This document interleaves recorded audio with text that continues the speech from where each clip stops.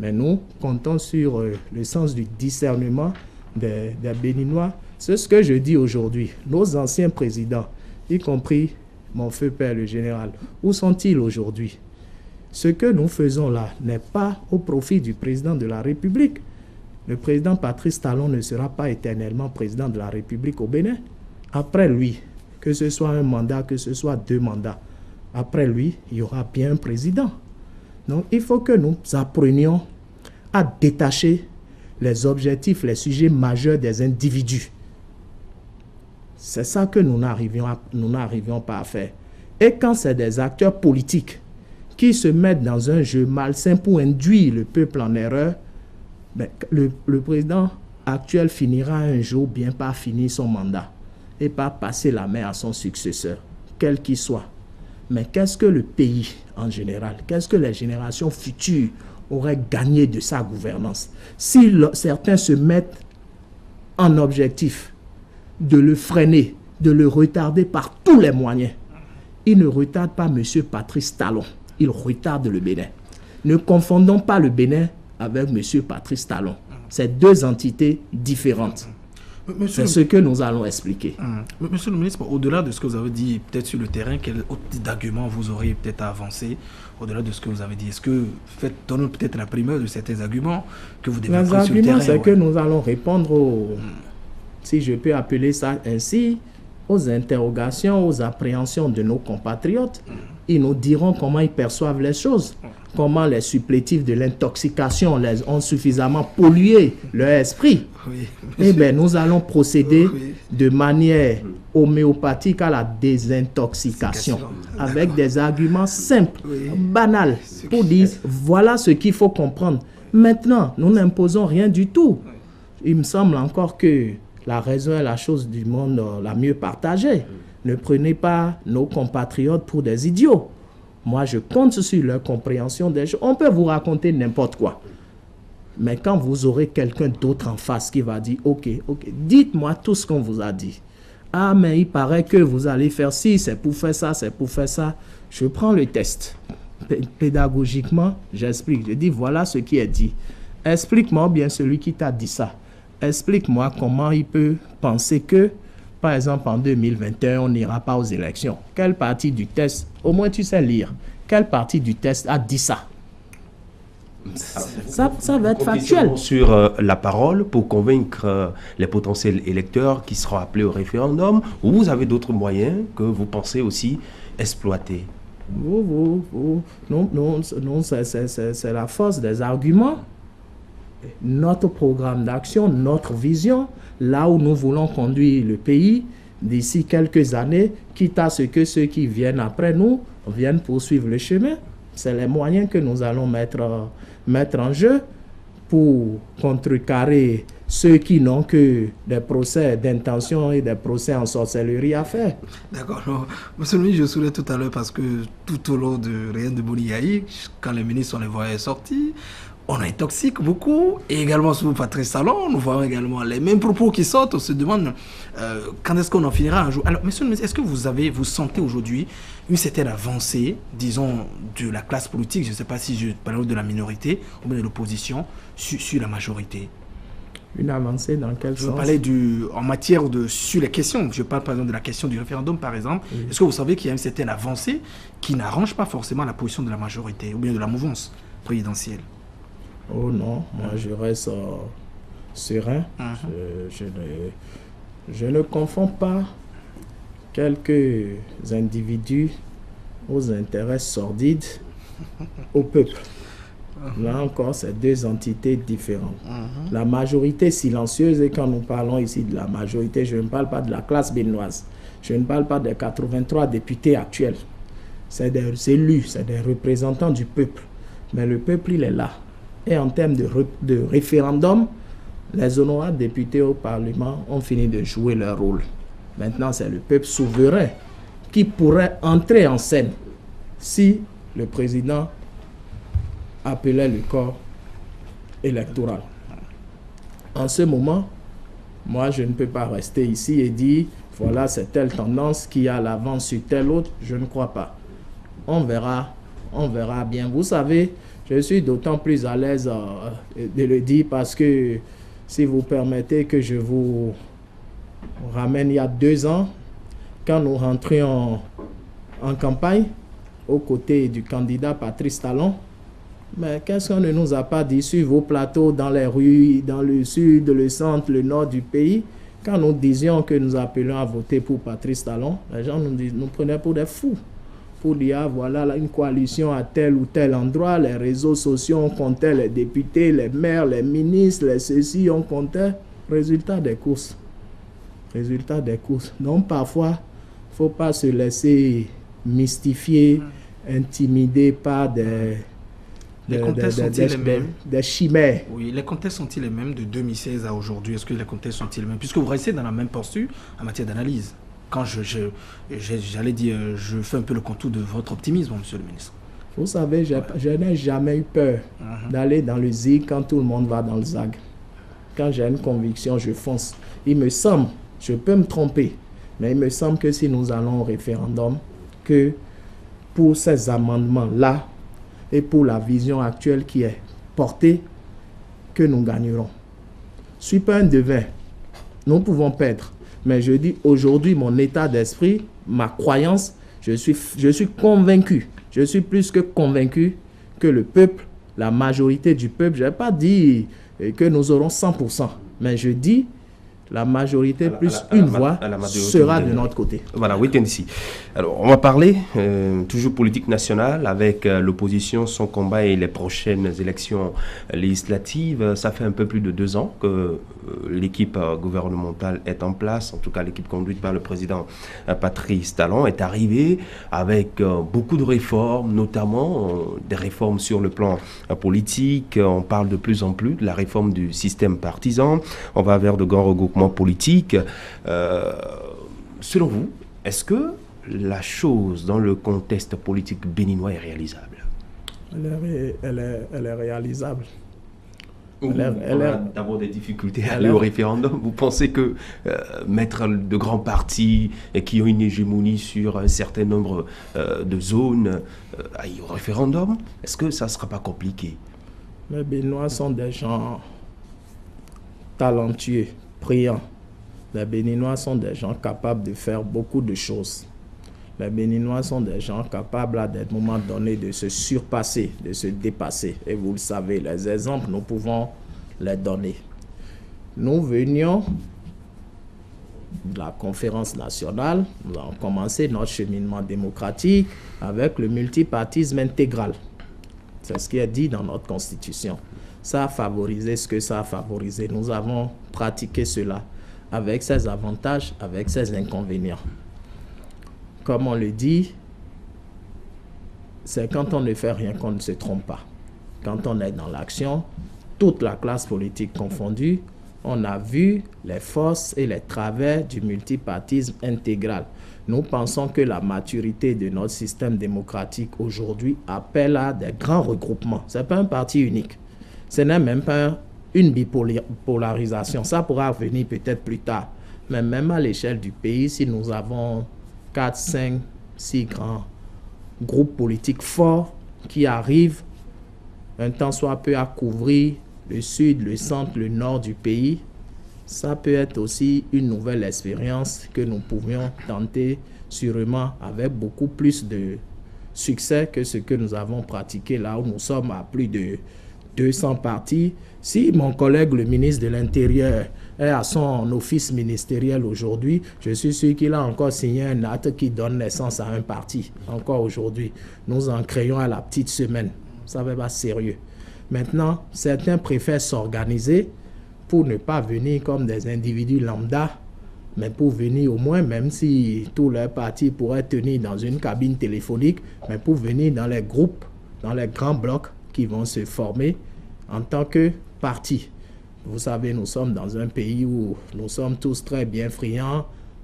Mes compatriotes, tout Béninois aime bien se faire appeler président. Bon, s'il faut créer des partis pour se faire appeler président, qu'à cela ne tienne. Mais à un moment donné, il faut que tous ces partis-là se mettent ensemble en fonction des idéologies, en fonction même des affinités, pour que nous ayons de grands blocs susceptibles d'animer de manière plus qualitative que ce que nous avons fait jusque-là la vie politique. C'est le défi des générations actuelles et des générations futures. Si nous allons continuer aujourd'hui à faire ce que nos parents, nos grands-parents ont fait et que nos enfants, nos petits-enfants feront exactement la même chose que ce que nous sommes en train de faire, quelle aura été la marche du temps, la marche de l'évolution? Alors, je crois en ces regroupements qui s'annoncent, et j'espère, comme le diraient nos amis évangélistes, j'espère qu'un esprit de division ne viendra pas remettre toutes ces belles initiatives qui sont en construction en cause, ne viendraient pas les remettre en cause. Voilà. Et puis, en tout cas, du côté de la majorité présidentielle, du côté des partis qui soutiennent les actions du chef de l'État, on sait que le nombre est grand, ils sont véritablement nombreux. Quel est le travail qui est en train déjà d'être fait à ce niveau pour qu'il y ait vraiment une coordination, pour qu'il y ait une véritable entente, pour que la chose soit réalisable ou réalisée? C'est très avancé, Vous ne perdez rien pour attendre les semaines, les mois à venir. Moi-même, je suis membre du regroupement qui vous a été présenté la dernière fois à l'hôtel Azalaï, que pour le moment, nous appelons la dynamique unitaire, où il y a beaucoup de partis du sud, du nord, du centre du pays qui estiment pouvoir se mettre ensemble. Est-ce qu'il y a des critères de choix? Comment cela a été possible? Est-ce qu'il y a un critère bien élaboré, puisqu'on apprend que c'est plusieurs grands blocs, environ 3, qui seront mis en place? Est-ce que déjà, c'est des critères qui sont élaborés, en tout cas la démarche que vous avez suivie? Il n'y a pas de critères particuliers à élaborer. La nécessité de se mettre ensemble, de faire des regroupements, ne peut plus aujourd'hui souffrir de contestation. Quand vous avez été seul, avec des succès, avec des échecs pendant un certain temps, et que finalement vous prenez conscience que c'est ensemble qu'on est plus fort, ceux qui estiment qu'ils peuvent se mettre ensemble sont en train de le faire. Au niveau de la dynamique unitaire, par exemple, nous sommes très avancés. Des groupes thématiques travaillent sur la rédaction d'un certain nombre d'avant-projets, la définition de la vision, de l'idéologie. C'est quand on aura tout ça que ceux qui pensent qu'ils peuvent partager ces mêmes valeurs. Peut-être que des tests sortiront, et moi qui vous parle, je peux dire, ou comme d'autres, que si c'est ça la vision, ça ne m'intéresse plus. Vous comprenez? Donc, en ce moment, laissez que même quand les gens viennent à dire aujourd'hui, à tel ou tel endroit, nous avons créé un parti, c'est des semaines, c'est des jours, c'est des mois de travaux préliminaires chez eux, à domicile, dans leur bureau, pour s'entendre sur un minimum. Et un jour, on vient devant la place publique, on se présente, on présente le nom du parti, les membres fondateurs, etc. Même chose.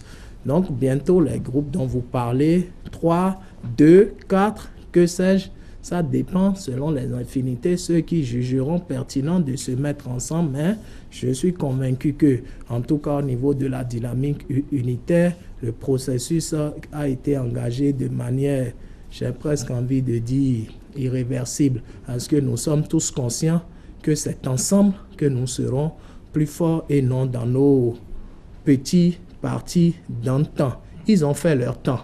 Ils ont apporté ce qu'ils ont pu apporter. Nous pensons que pour la suite de notre marche, peut-être qu'il faut que nous puissions nous mettre ensemble. Modeste Kérékou, au niveau de la dynamique unité, en tout cas, si le nom était retenu à la fin, comment gérez-vous les questions de leadership? Parce qu'on apprend pour le moment Barthélémy Kassaye figure, Abdoulaye Biotchani figure. On apprend également qu'il y a le ministre de l'Intérieur, Saka Lafi également, qui ferait partie de la dynamique unité. Comment on va gérer les questions de leadership à ce niveau? Nous n'avons aucune question de leadership à gérer. Nous n'en sommes même pas là. Nous sommes ensemble, nous serons ensemble. Et puis voilà pourquoi ces gens-là dont vous venez de citer les noms, ces personnalités, vous pensez qu'elles ne sont pas capables de se mettre ensemble? Qui serait le patron qui va présider ou bien diriger la dynamique unité, par exemple, selon vous? Mais qui est plus habilité à pouvoir le faire? Peut-être Landry Salanon, non, si vous adhérez à la dynamique. Non, je suis pas membre de votre parti, je ne suis pas un acteur politique. je ne serai pas membre de la dynamique unitaire, je vous pose la question. Pourquoi cela vous préoccupe? Est-ce que l'un de ces gens-là vous a dit qu'il est intéressé à diriger quoi que ce soit? Je le dis parce qu'il y a un précédent quand même. On se souvient de cet atelier qu'avait organisé le FA à la FIA, je crois, en début de mandat, où le président Abete avait refusé d'y participer. L'un des arguments qui avait été avancé, c'était de dire qu'il venait en tête aux élections dans la circonscription de Parakou, je veux parler de la 8e circonscription notamment, et qu'en matière de convocation de cette réunion, il ne devrait donc pas rester en retrait, c'est-à-dire qu'il devait donc être première loge. Voilà l'un des arguments qui avait été en tout cas avancé. C'est pourquoi je vous demande déjà, est-ce qu'on va aplanir toutes ces divergences? Vous êtes un éminent journaliste. J'avoue que vous avez des éléments d'appréciation que je n'ai pas. Le fait que vous évoquez, je n'ai pas connaissance de ce fait. Je sais qu'il y a une dynamique qui est en construction. Je ne voudrais pas conjecturer. En son temps, les membres trouveront la personnalité la plus... Saint-président ou bien, je sais pas, plusieurs la personnalité la plus indiquée pour présider. Ça pourrait être l'une d'elles, comme ça peut être une autre en dehors. En tout cas, ce n'est pas des personnalités de qualité, aussi brillantes les unes que les autres, aussi brillantes que celles dont vous venez de citer, qui manquent à la dynamique unitaire. Donc, je pense que en ce moment, nous ne sommes pas encore à ces débats où la réflexion, elle est intense, elle est d'un niveau supérieur. Après, nous reviendrons sur ces détails un peu plus subjectifs. D'accord. Il me semble aussi, parmi les trois regroupements, on parle de l'Union fait la Nation, le PRD, la dynamique unitaire. En tout cas, selon nos informations, la dynamique unitaire et puis l'Union fait la Nation recueillerait plus d'adhésion que le PRD. Est-ce que vous confirmez, vous nous aidez à confirmer cette information, monsieur le ministre? Non, je ne peux pas la confirmer parce que je n'ai aucun élément qui puisse me permettre de le faire. Je sais un peu, en étant membre, ce qui se fait au niveau de la dynamique unitaire, au niveau du PRD ou au niveau de l'Union fait la Nation. Je voudrais reconnaître, avouer mon ignorance, je ne sais rien du tout. Donc, je ne peux pas opiner dessus. Voilà. Est-ce que vous avez également des informations de l'autre côté de l'opposition? Est-ce qu'ils sont dans la même dynamique? Est-ce qu'ils travaillent à se regrouper? Je pense qu'ils travaillent plus à l'intoxication pour le moment. Peut-être quand ils en prendront conscience, peut-être qu'ils se regrouperont. J'en sais rien. Ce qu'ils font à la limite ne m'intéresse pas. Est-ce qu'ils partagent la réforme? Est-ce que vous les sentez quand même accepter la chose? Je viens de dire que ce qu'ils font ou pourraient faire ne m'intéresse pas. Monsieur le maire, vous êtes un acteur politique. Vous voulez aller sur le terrain, gagner des élections. Vous êtes nombreux à vouloir partager, à vouloir discuter les sièges au niveau de la circonscription. Vous nous dites que ce que fait l'opposition ne vous intéresse pas. Est-ce que c'est sincère? On peut vous croire? Je dis que pour le moment, ce qui me préoccupe, c'est ce que nous construisons avec les amis, avec les camarades. Ce que les supplétifs de l'intoxication font ne m'intéresse pas. D'accord. Alors, est-ce que c'est de la pédagogie? Je ne sais pas si c'est votre manière de... votre forme de communication, monsieur le ministre. Est-ce que ce n'est pas un raccourci tout le temps de dire, voilà, ils intoxiquent, la manière de banaliser, je veux bien croire si c'est ça. C'est mon point de vue. Vous non, pouvez ne pas le partager. Totalement, on respecte votre point de vue. Vous m'avez invité sur votre plateau. Je partage mes points de vue, mes avis avec vous. Vous me dites, je ne sais pas, quand on va dans une compétition, je vous donne le domaine du football, par exemple, des trucs comme ça. Quand nous sommes dans un camp, peut-être que c'est le rôle d'autres de regarder ce qu'ils font ou bien ce qu'ils ne font pas. Je dis, dans ma position, dans mon rôle actuel, ce n'est pas mon rôle, ça ne m'intéresse pas ce qu'ils font. C'est ce que nous faisons, c'est ce que nous construisons qui m'intéresse. Je ne suis pas le seul membre de mon camp ou de ma famille politique. Regardez ici, par exemple, je suis sur le plateau avec vous. Le réalisateur, il est ailleurs, il n'est pas sur le plateau. À chacun son rôle. Je ne ferai pas le rôle qui n'est pas le mien. Mais lorsque vous dites qu'ils intoxiquent, qu'est-ce qu'ils disent autant et qui vous dérange? Vous le savez, c'est pas... Je ne vais pas... Non. Vous voudrez quand même pas que je sois un relais. On n'est pas au même niveau d'information. Ils intoxiquent par quoi? Vous ne voulez pas que je sois un relais de ce que je dénonce? Donc, permettez que je ne relaie pas ce qu'ils disent et ce qu'ils font. Mais, alors, et qui les rattrapera incessamment. Alors, depuis que vous avez gagné l'élection présidentielle en 2016, on a quand même le sentiment que vous avez abandonné, tant soit peu, le terrain politique, pas vous personnellement, mais en tout cas, ce grand bloc qui a gagné l'élection présidentielle et qui est aux côtés de Patrice Talon, on ne vous voit pratiquement pas sur le terrain. Qu'est-ce qui se passe? À qui la faute? C'est peut-être un ressenti, je ne le partage pas. Un ressenti, monsieur le ministre. Un ressenti. Un Et je ressenti. dis un ressenti à votre niveau et je dis je ne le partage pas. C'est vrai, dans votre position est certain, vous avez été habitué il y a quelque temps à ce que la politique se fasse de manière tapageuse et ostentatoire. forcément ça. Manifestement, ça a changé. Aujourd'hui, les acteurs politiques, même les députés, les gens, quand ils sont sur le terrain, dans leur circonscription, même les ministres, ils ne vont plus avec caméra et ceci. Donc, tout n'est plus relayé. Si c'est la manière dont tout était relayé avant, parce qu'il faut savoir qu'en 2016, quand on a fini les élections de 2016, nous avons quand même eu un break de 2 pratiquement à 3 ans, à 2000, parce que 2014, 15, 16, l'activité politique a connu un pic du fait de 3 élections consécutives. Donc, quand il y a un pic, il y a aussi des dégels, si je peux me permettre ces termes. C'est pour ça que je dis c'est un ressenti. Mais on ne peut pas être un pays qui peut se permettre d'être tout le temps en campagne. Les campagnes, ça a un coût. Ça mobilise des énergies, ça mobilise des ressources. L'administration tourne quasiment au ralenti. Mais quand on a fini de faire campagne, qu'on a gagné, comme vous l'avez dit, le camp qui a gagné, je ne parle pas de notre, je parle de la généralité. Le camp qui a gagné a présenté, a vendu un projet politique aux citoyens. Mais il faut maintenant qu'ils se mettent à la tâche, qu'ils recherchent les ressources, qu'ils affinent les projets, qu'ils procèdent aux études, aux évaluations, etc. et qu'ils réalisent.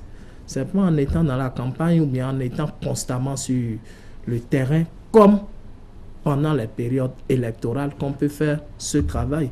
Chaque chose à son temps. Le temps que vous évoquez là, inéluctablement reviendra. Et les acteurs se redéploieront sur le terrain pour faire ce qu'ils ont à faire. Ce temps passera. Le temps de se concentrer dans les bureaux, sur les dossiers, sur les projets, également reviendra. Et ce temps-là, c'est un cycle. Vous avez dit tout à l'heure que ce que fait l'opposition ne vous intéresse pas. Moi? Oui, vous personnellement, Oui. ce ne vous intéresse pas. Vous préférez vous contenter ou bien savoir ce qui se passe au niveau de la dynamique unitaire. Vous avez quand même des amis dans le rang, non? Je demande. Oui. Beaucoup.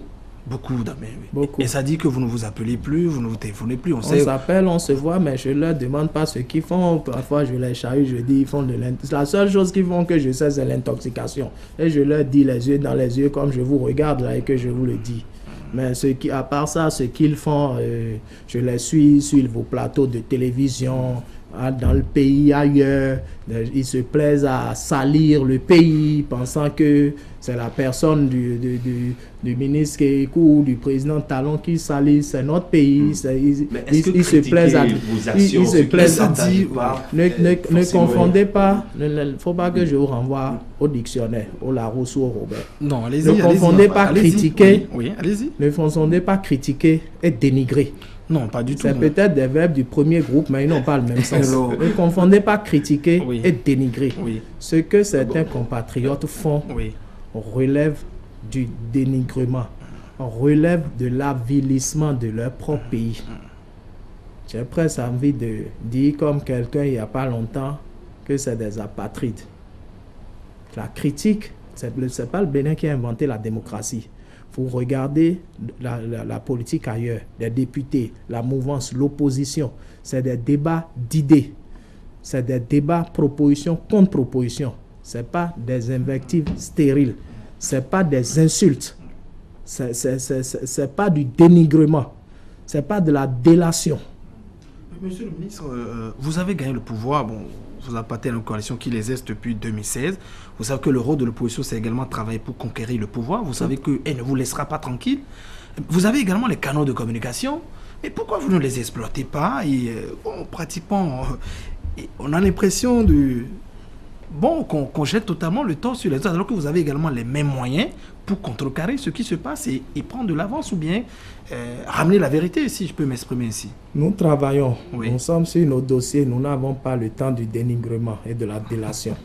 À chacun son rôle. Rétablir la vérité pour Je ceux vous que dis, à vous considérez chacun Mais ça son vous dans- serait À nuisible. chacun Oui, son rôle. mais Nous visible- nous oui. sommes à notre dossier. Oui, mais visiblement, Nous sommes à nos dossiers. le relâchement sur ce point vous est un peu nuisible parce qu'il faut quand même travailler à corriger un peu cette image, quitte à ne pas pourrir, pour rester un peu dans votre dynamique, voilà, vos actions, les actions qui se font sur le terrain, oui.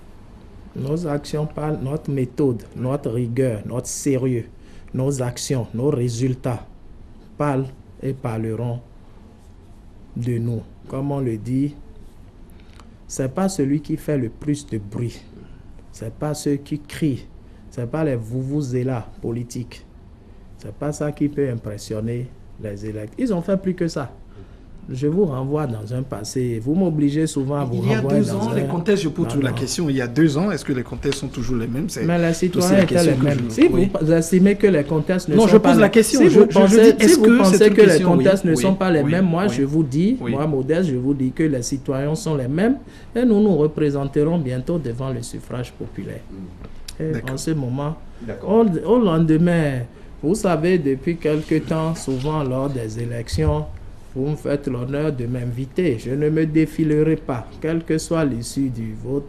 Notez, rappelez-vous, invitez-moi. Vous serez invité. Et, Alors, et nous potentiellement, apprécierons les résultats ensemble, quels qu'ils soient. Potentiellement, 2 élections à venir, ce qui est certain, les législatives, mais peut-être le référendum si le chef de l'État convoquait le corps électoral. Alors, comment ça va s'organiser les deux? Comment allez-vous vous organiser en votre sein pour les 2 batailles? Non, comment non? Je ne vois pas très bien ce que vous souhaitez comprendre par votre question. C'est-à-dire Les- des questions les- de délai, les- est-ce que les ça délais, n'est pas très justement. court? Les moyens, est-ce que vous les disposez pour affronter 2 élections en moins de 9 mois ou je ne sais pas, 8 mois? Une session Extraordinaire a été sollicitée. a été demandée par 42 députés. Ouais. Vous savez que la loi électorale est du ressort de l'Assemblée nationale. C'est une loi. Elle peut être organisée. Je ne suis pas député à l'Assemblée nationale.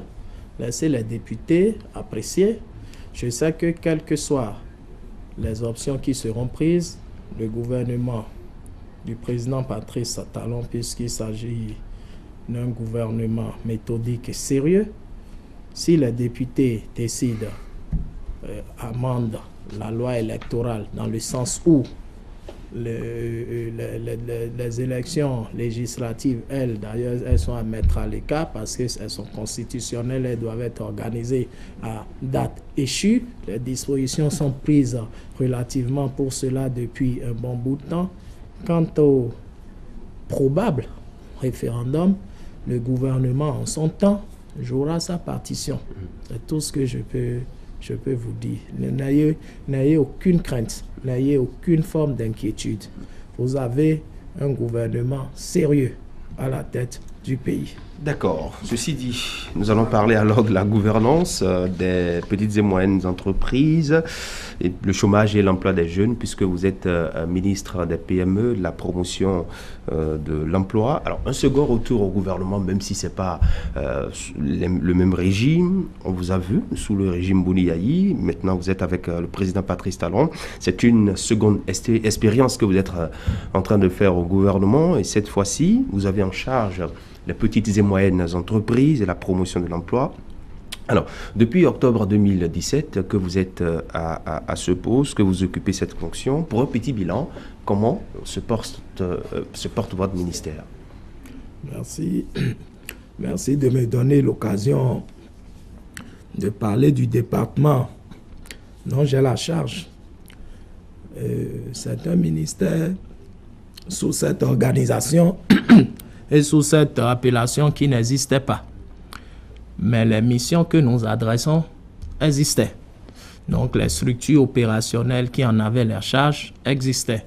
Nous sommes juste en train, depuis quelques 9 mois maintenant, en train de réorganiser tout cela et de les mettre en cohérence avec la vision qui est celle du chef de l'État. Le président Patrice Talon, devant l'Assemblée nationale, à l'occasion du discours sur l'état de la nation, disait dans son discours que la relance de l'économie nationale, engagée par son gouvernement, mise sur la promotion des petites et moyennes entreprises et la promotion de l'emploi, et qu'en conséquence, il a jugé, il dédie un ministère pour s'en occuper à plein temps. Quand la haute autorité a dit ça, je considère et qu'il a jugé bon de confier ce ministère qu'il y dédie à plein temps à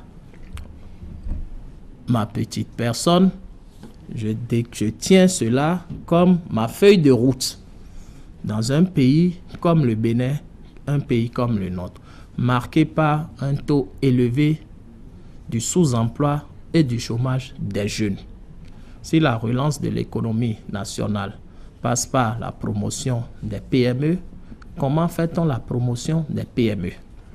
Nous avons commencé déjà par regarder tout l'environnement législatif et réglementaire. Tout le travail qui se faisait déjà au niveau des agences comme APIES pour faciliter le climat des affaires. Regarder la législation favorable aux petites et moyennes entreprises, à l'artisanat, etc. Afin, s'il y a lieu, de proposer de nouvelles mesures ou bien de demander que certaines mesures soient renforcées ou bien qu'elles soient assouplies pour favoriser la promotion de l'entreprise, puisque par ailleurs, c'est l'entreprise qui est la seule entité qui crée la richesse et qui crée des emplois. Regardez ici, vous êtes ici, c'est une entreprise. Ce n'est pas une structure de l'État. Regardez le nombre de personnes qui y travaillent. Il faut donc que nous puissions regarder tout ça, donner les accompagnements qu'il faut. Je donne des exemples basiques et le président de la République nous l'a dit, nous l'a instruit fortement.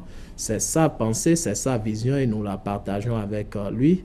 Le rôle de l'État est de conduire un certain nombre de réformes pertinentes qui, à la fin, vont concourir à la création, à l'épanouissement des entreprises pour pouvoir induire la création d'emplois. L'État va aussi créer de l'emploi dans ces secteurs régaliens et en identifiant, en structurant un certain nombre de filières. Mais il n'est pas fondamentalement du rôle de l'État, en tout cas dans les sociétés modernes, de créer de l'emploi. Je le dis pourquoi. La dernière fois, il y a l'an dernier par exemple, pour un concours où seulement 311 places étaient mises en jeu dans la fonction publique au profit du ministère de l'économie et des finances, près de 78 000 candidatures de jeunes. Donc, ici au Bénin, c'était pour recruter des inspecteurs, des administrateurs du trésor, des impôts, etc. Ça veut dire que, peu ou prou, nous avons presque 78 000 jeunes qui ont ce profil. Mais il n'y avait que 311 places. Quand on a fini de recruter ces 311 jeunes, quid du reste? Il faut que nous puissions nous en préoccuper. Et c'est à cela que nous travaillons. J'ai commandité une étude où j'ai dit, parce que malheureusement, nous sommes dans un système où beaucoup de jeunes se destinent, à tort ou à raison, à l'emploi salarié dans l'administration, dans la fonction publique. Nous connaissons un peu les diplômes, les curricula de formation. J'ai instruit mes services pour me ressortir les statistiques sur les 20 dernières années. Les concours qui ont été organisés pour recruter le personnel de l'État, les domaines, les filières. Et cela, je vais les présenter dans nos écoles d'enseignement supérieur, dans nos universités, pour dire aux jeunes, pour dire au rectorat, pour dire aux formateurs, si vous êtes à l'université, si vous êtes dans le centre de formation et que votre ambition est de travailler dans la fonction publique, voilà les 20 dernières années, les filières, les diplômes que la fonction publique a recrutés. Voilà ce qui peut se faire d'ici les 5 prochaines années. Parce que parfois, certains jeunes, c'est quand ils ont fini d'avoir leur diplôme que, hélas, ils constatent qu'il n'y a aucun débouché pour eux. Je pense qu'il est du rôle de l'État de présenter le marché de l'emploi tel qu'il est, de telle sorte que chacun puisse librement choisir la filière qui l'intéresse et non plus choisir pour d'autres considérations. Concomitamment à ça, il sera question de faire la promotion de l'auto-emploi, que nous le voulons ou non. Un des moyens, je ne dis pas que c'est le seul, mais un des moyens me semble-t-il le plus pertinent aujourd'hui de se soustraire du chômage et du sous-emploi pourrait être, de mon point de vue, l'entrepreneuriat. Et un troisième pilier sur lequel j'entends conduire mon action, c'est de revaloriser les métiers de l'artisanat. L'artisanat au Bénin, c'est 311 métiers. Même les métiers de la presse relèvent de l'artisanat. C'est 40 corps de métiers et c'est 8 branches, peu connues. Voilà un secteur dans lequel tout de suite vous êtes opérationnel, tout de suite vous pouvez soit travailler, certes pour quelqu'un d'autre, mais peut-être vous établir aussi à votre propre compte et qui doit être valorisé au même titre, et nous allons rechercher des passerelles que l'enseignement supérieur classique académique. Parce que pendant longtemps, pour je ne sais quelle raison, l'artisanat a été un peu vu comme le parent pauvre. Quand on choisit une branche dans le secteur de l'artisanat, quel que soit le secteur, quand vous décidez par exemple d'être cuisinier, chef cuisinier, artisan boulanger, c'est perçu comme un échec. C'est comme ceux qui n'ont pas réussi, qui vont à l'artisanat. Mais nous allons remettre les choses, nous allons renverser la perception des choses pour dire non, on peut tout aussi, il vaut mieux être maître artisan que d'être un licencié, que d'être un maîtrisard dans certains domaines. Voilà ce que je puis vous dire parce que aujourd'hui, de plus en plus, les diplômés sont nombreux.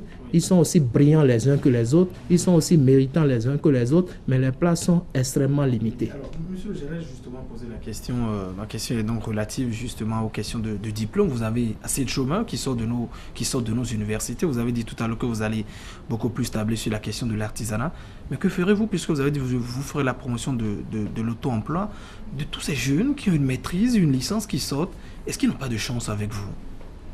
Eh bien, c'est pour ça que nous allons remettre des mécanismes de reconversion en place. Nous allons mettre des mécanismes de Ils iront dans les ateliers, s'inscrire à apprendre un métier, c'est ça?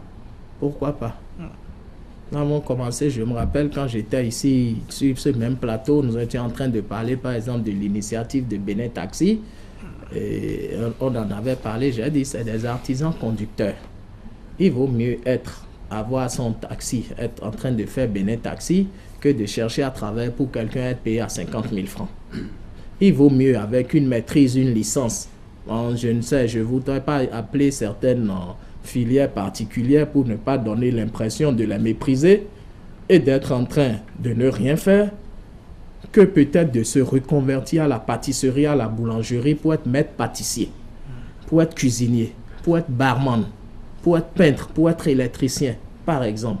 Vous savez, bientôt d'importants projets gouvernementaux vont démarrer. L'asphaltage, la construction de l'asphaltage de nos rues. Ça va démarrer enfin. Ça va démarrer enfin. Ça va démarrer dans quelques semaines. Vous ne perdez rien pour attendre. Bon, sinon depuis plus d'un an, je vois que vous aussi vous avez été suffisamment intoxiqué par les supplétifs de l'intoxication.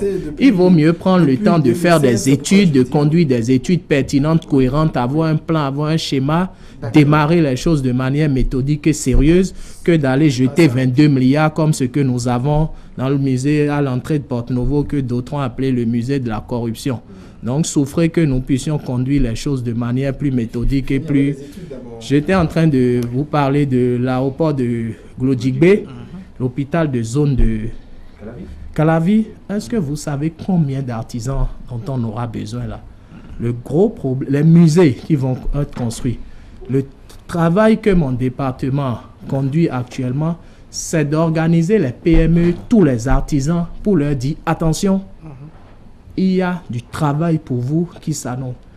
À l'heure où je vous parle, mon inquiétude, c'est que nous ne soyons obligés d'aller ramener la main-d'œuvre des pays voisins. Parce que nous n'aurons même pas la main-d'œuvre pour adresser ces chantiers et pour gagner des sommes importantes qui sont là. Parce que les chantiers vont s'ouvrir de manière presque concomitante sur toute l'étendue du territoire national. Il y a beaucoup d'argent à gagner pour les PME. Mon rôle est de les sensibiliser à se mettre à jour au point de la documentation, de la réglementation, au moins pour gagner leur part de marché dans la sous-traitance qui devrait leur revenir de bon droit.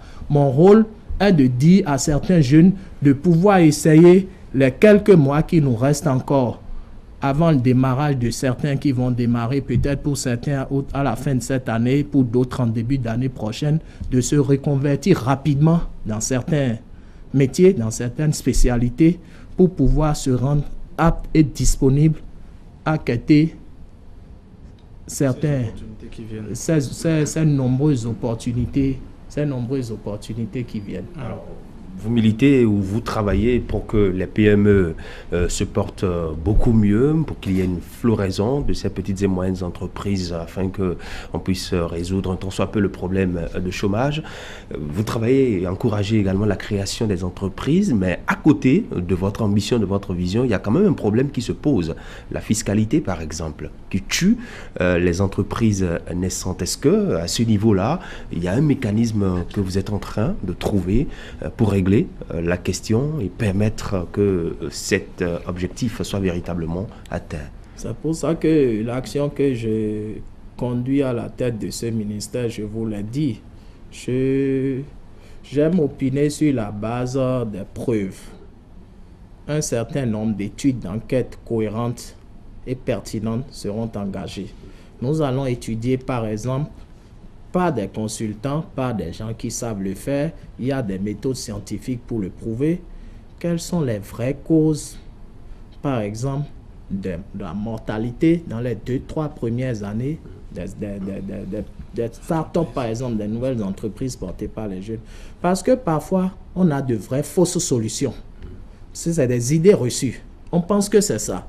Tout porte à croire que c'est ça. Mais il suffit d'approfondir et vous pouvez vous rendre compte que ce qui vous paraissait si évident n'est pas tout à fait cela. C'est pour ça, avant de pouvoir indexer de manière pertinente la fiscalité, c'est des sons de cloche que nous entendons. Vous savez, notre pays est un pays fiscal par ailleurs. Et les spécialistes de la fiscalité disent que la fiscalité est comme une pompe aspirante et refoulante. Tout ce que nous allons faire aussi par ailleurs pour les PME, les artisans, les jeunes, etc., ben c'est toujours par des ressources du trésor public que nous levons par le biais de la fiscalité. Donc c'est un levier sur lequel il faut agir avec beaucoup d'intelligence et avec beaucoup de doigté. Il est question de diagnostiquer d'abord de manière précise qu'est-ce qui entrave l'essor des PME, qu'est-ce qui peut être des mesures incitatives sans par ailleurs mettre en péril d'autres engagements de l'État.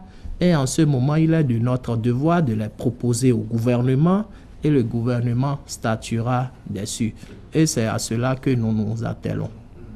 Monsieur le ministre, que dites-vous, mais quelle proposition avez-vous pour tous ces jeunes qui ont des petites et moyennes entreprises et qui, depuis un certain nombre de mois, disent on n'a plus de marché, nous n'avons plus de travail, nous ne gagnons plus rien, et qui viennent hausser un peu le taux du chômage et qui vous suivent ce dimanche? Je leur dis de s'informer, de se rapprocher de leur ministère, de notre administration. Vous savez, ces récriminations, ces plaintes, je les entends, mais il faut nuancer. Je ne veux pas les balayer d'un revers de la main, ce n'est pas faux. Mais beaucoup aussi n'est pas juste parce que par le passé, il faut reconnaître que certains même n'étaient pas des PME formellement enregistrés ou bien n'obtenaient pas des marchés selon les procédures et les règles de l'art. Quand on veut compétir dans un domaine, on s'organise, on se conforme aux règles. On n'essaye pas de resquiller. On faisait beaucoup de choses qui ne sont pas dans les normes. Maintenant que nous essayons de ramener les choses à l'endroit, je dis aux jeunes, les marchés publics n'ont pas disparu. Il y en a plus que par le passé. Dans les semaines à venir, il y en aura encore plus. Je les invite à seulement que peut-être la manière dont on les obtenait par le passé excusez-moi de le dire comme ça, un peu par copinage, et on pouvait être attributaire d'un marché et ne pas se faire payer, etc. Ma foi, j'ai presque envie de le dire, ça, c'était avant. Ceux qui ont envie de travailler, ceux qui veulent travailler, il y a du travail pour eux, et je les invite, je les exhorte à bien s'organiser, à se rapprocher des différentes administrations et à chercher à gagner tous les marchés qui sont disponibles, mais dans les règles de l'art. Merci beaucoup. Ils vous suivent, ils vous ont compris, monsieur le ministre Modeste Kérékou. C'est d'ailleurs là votre conclusion, puisque nous avons largement dépassé les 90 minutes, ce temps qui nous est imparti pour cette émission.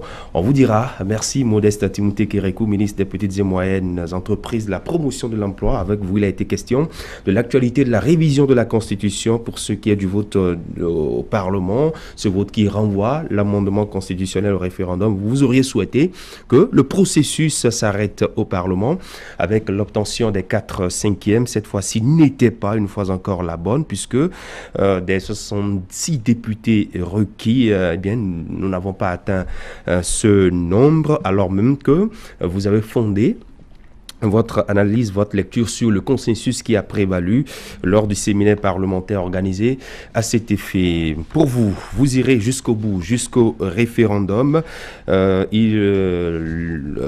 avez rappelé que vous n'avez pas une position dogmatique sur la question.